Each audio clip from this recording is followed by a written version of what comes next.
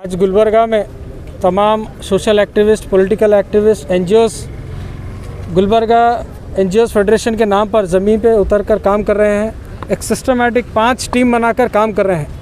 मुसलसल Covid second wave जब से आया है गुलबर्गा में हम लोग काम कर रहे हैं। अलग अलग मुख्तलिफ़ प्लेटफॉर्म से डीसी साहिबा को, कॉरपोरेशन कमिश्नर को और डीएचओ को, सब लोगों को मेमोरेंडम्स दे दे के थक गए। अब तक जो बेसिक प्रॉब्लम्स है ऑक्सीजन सिलेंडर का, मेडिसिन्स का और बेड्स का, अब तक ये प्रॉब्लम रिजॉल्व नहीं हुआ है। सब लोग जाकर लास्ट में डीसी मैडम के चौखट पे जाकर सब लोग बेबस हो रहे हैं। हम लोग एनजीओस के फेडरेशन की जानिब से मैडम को जाके मिले। मैडम 2 घंटा बिठाकर पीछे के रास्ते से भाग के गए। जब हम आरसी साहब के पास गए, आरसी साहब भी हमारे सामने बेबसी का आलम रोए। फिर बाद में कमिश्नर साहब के पास गए, उन्होंने भी डीसी मैडम के इश्यूज़ लेकर हमारे पास बैठे। एट प्रेजेंट गुलबर्गा में 2-3 दिन से ऑक्सीजन की कमी आ रही है। प्राइवेट हॉस्पिटल्स में ऑक्सीजन नहीं है। प्राइवेट हॉस्पिटल वाले क्या बोल रहे हैं, अगर पेशेंट को एडमिशन करना है तो आपका ऑक्सीजन साथ में लाइए।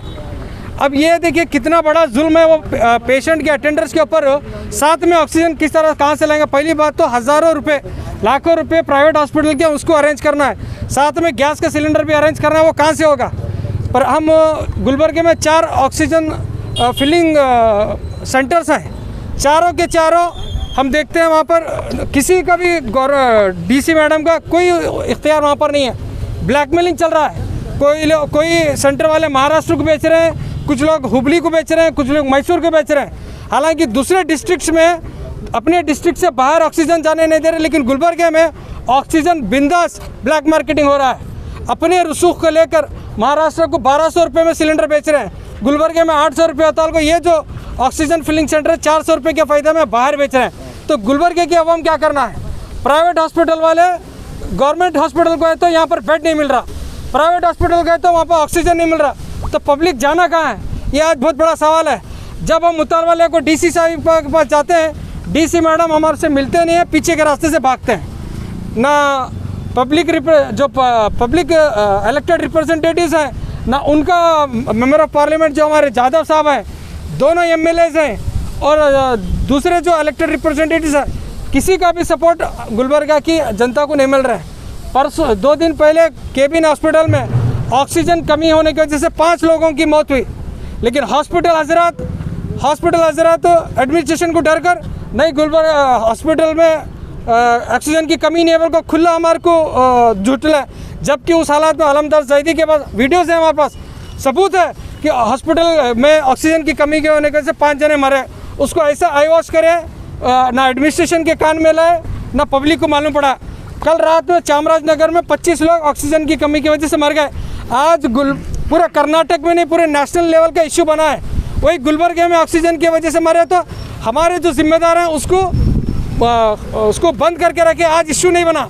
अगर वो इश्यू बनता तो गुलबर्गे में ऑक्सीजन की आज जो कमी होती थी उसकी पूरी होती थी।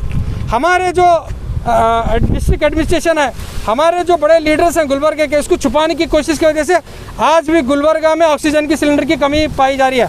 आप एक प्राइवेट हॉस्पिटल में जाकर एडमिशन कराइए, उन्होंने पैसे बाद में ले रहे, पहला ऑक्सीजन साथ में लो बोल पेशेंट के, तो ये कहाँ से लाना? ये दूसरा रेमडेसिविर जो इंजेक्शन है डीसी ऑफिस से जो आने वाला है, सिर्फ सामने दिखाकर एक थोड़े लोगों को बांट रहे, फिर पीछे से वो कहाँ गायब हो रहे हैं। वहाँ भी ब्लैक मार्केटिंग डीसी ऑफिस के खुल्ला नाक में डीसी ऑफिस के ऑफिस में हो रहा है। वहाँ पर भी हम इन्वेस्टिगेशन मांगते हैं कि कितने रेमडेसिविर इंजेक्शन गुलबर्गा में लास्ट 4 दिन में आए और कितने गुलबर्गा हॉस्पिटल और प्राइवेट हॉस्पिटल को दिए, और बाकी के ब्लैक मार्केटिंग कितने, उसकी इन्वेस्टिगेशन हम उसकी डिमांड करते हैं। तीसरा, प्राइवेट हॉस्पिटल में जो ऑनलाइन बेड 50% रिजर्वेशन है, कोई भी प्राइवेट हॉस्पिटल वाले वो रिजर्वेशन नहीं कर रहे हैं। तो डिस्ट्रिक्ट एडमिनिस्ट्रेशन पूरी नाकामयाब है वो जो 50% रिजर्वेशन को फिल करने में। तो जो बेसिक जो चीज़ें हैं ऑक्सीजन, सिलेंडर और इंजेक्शन, और इसके अलावा जो इश्यूज़ को हैंडल करने में हम मानते हैं कि डिप्टी कमिश्नर गुलबर्गा पूरी तरह से नाकामयाब हुए हैं। 10 तारीख आने वाली 10 मई तक का हम गुलबर्गा एडमिनिस्ट्रेशन को टाइम देते हैं। अगर ये 1 वीक के अंदर ये जो इश्यूज़ सॉर्ट आउट अगर नहीं करेंगे तो 10 तारीख को हम ये जो पैंडेमिक रहने के बावजूद भी हम प्रोटेस्ट करेंगे और डीसी साहिबा का ट्रांसफ़र का डिमांड करेंगे। शुक्रिया। आज जिस तरह से आप लोग देख रहे हैं मुल्क भर में जिस तरह कोरोना की महामारी है, उसी तरह शहर गुलबर्गा में कई एक लोगों को इसका सामना करना पड़ रहा है। पिछले कई एक दिनों से यहाँ के सोशल एक्टिविस्ट काम कर रहे हैं, इसके बावजूद हमें एडमिनिस्ट्रेशन की जानिब से कोई कोऑपरेट नहीं मिलता, हमें एडमिनिस्ट्रेशन की जानिब से काम करने के लिए कोई तरीक़ा नहीं मिलता। यहाँ के DHO के जानिब से हमें कोई रास्ता नहीं मिलता। हमारे लोग कोविड पेशेंटों के करीब जाकर काम कर रहे हैं, मौत के आंखों में आंखें डालकर काम कर रहे हैं। मैं तमाम उन लोगों का शुक्रिया अदा करता हूं, लेकिन यहाँ का एडमिनिस्ट्रेशन को ये कहना चाहूँगा कि आप लोग पूरी तरह फेल्योर हैं। यहाँ के इलेक्टेड रिप्रेजेंटेटिव को ये कहना चाहूँगा कि आप लोग भी पूरी तरह फेल्योर हैं। इलेक्टेड रिप्रेजेंटेटिव को अगर काम करना नहीं होता तो इस्तीफ़ा दें, और एडमिनिस्ट्रेशन से मुतालिबा करता हूँ कि गुलबर्गा DHO गुलबर्गा DC का ट्रांसफ़र करें जल्द से जल्द, और यहाँ पे जो पुराने बी शरद नाम के जो DC थे उन्हें वापस लाकर काम करने के लिए मुहैया करें। में जो ऑक्सीजन का शॉर्टेज महसूस हो रहा है, जिसकी वजह से बहुत सारे लोगों को तकलीफ हो रही है, जिसकी वजह से बहुत सारे लोगों की जानें भी जा रही हैं। इस वजह से हम एडमिनिस्ट्रेशन से मुतालबा करते हैं कि जहाँ तक हो सके कम से कम जितना रिक्वायरमेंट अस्पतालों में है उतना ऑक्सीजन तो मेंटेन करें, और साथ ही साथ रेमडेसिविर जो इंजेक्शन का शॉर्टेज है उसको भी प्रोवाइड करने की कोशिश करें, और दवाखानों में तकरीबन जो है ना स्टाफ की कमी है उसको भी मैनेज करने की कोशिश करें। मिनिमम अगर ये रिक्वायरमेंट होता है तो आज कोविड से कम दवाखानों में तो मुकाबला करने की ताकत होती। आज दवाखानों में जो है ना अगर ऑक्सीजन नहीं है, आज दवाखानों में जो है ना अगर रेमडेसिविर इंजेक्शन नहीं है, आज दवाखानों में अगर स्टाफ नहीं है, तो वह कैसा जो है ना मुकाबला करेंगे कोविड का। कम से कम एडमिनिस्ट्रेशन की और पब्लिक नुमाइंदों की ये पूरी कोशिश होनी चाहिए कि जो मिनिमम रिक्वायरमेंट है दवाखानों का, अस्पतालों का, कि उसको जो है ना मेंटेन करने की कोशिश करें।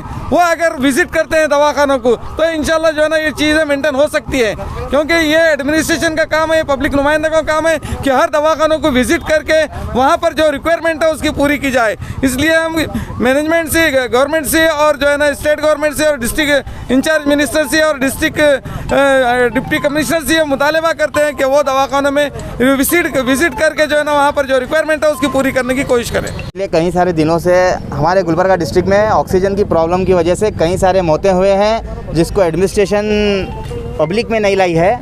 उसके बाद भी खैर जो वो मामला हुआ उसके बाद से तो नींद से हमारी डिस्ट्रिक्ट एडमिनिस्ट्रेशन जागरी भी नहीं। आज हम डिस्ट्रिक्ट एडमिनिस्ट्रेशन DC ऑफिस को गए मेमोरेंडम देने के लिए। DC के ऑफिस में जाके हम चैम्बर में वेट करें, हमारा विजिटिंग कार्ड दिया कि हम ये NGO से आए हैं, तो DC मैडम हमारे को 2 घंटे वेट कराए। 2 घंटे वेट कराने के बाद वो पीछे के डोर से फिर चले गए। हमारे डिमांड्स हम हमारे कुछ ज़ाती मतलब के वास्ते, कोई कॉन्ट्रैक्ट या कोई गुत्तेदारी के वास्ते हम उनके पास नहीं गए थे। हम ग्राउंड लेवल पे काम कर रहे हैं। हम ये रोज़ देख रहे हैं ऑक्सीजन की कमी। डॉक्टर जब पेशेंट को एडमिशन ले रहा है तो उससे कंडीशन ये लिखा ले रहा है कि हमारे पास ऑक्सीजन नहीं है, आपको ऑक्सीजन लेके आना है। फीस नहीं मांग रहा। अब हॉस्पिटल में पहले क्या होता था कि पहले पेशेंट को पैसे जमा करने लगाते थे, लेकिन अब क्या हो रहा है, ऑक्सीजन जमा करने लगा रहे हैं। तो हम ये कंप्लेंट्स लेकर डिस्ट्रिक्ट एडमिनिस्ट्रेशन गए, वहाँ पर हमारे DC 2 घंटे बिठाकर पीछे से चली जाती है। बोले तो ये DC की नाकामी है कि हमारे को ये कैसा टैकल करना, पोजीशन जो अब कोविड की है उसको कैसा टैकल करना DC को समझ में नहीं आ रहा है। तो हमारी ये स्टेट गवर्नमेंट से डिमांड है कि DC का डिप्टी कमिश्नर का पहले ट्रांसफ़र होना, इमीडिएट ट्रांसफ़र होना, क्योंकि ये DC हमारे डिस्ट्रिक्ट को जब संभाल नहीं पा रही है तो हम ऐसे DC को रख के हमारे पास मतलब क्या है। वो कई सारे हमारी जान जाने के बाद भी हम ये चीज़ें संभाल रहे हैं, बोले तो ये बहुत बड़ी नाकामी है हमारे लिए।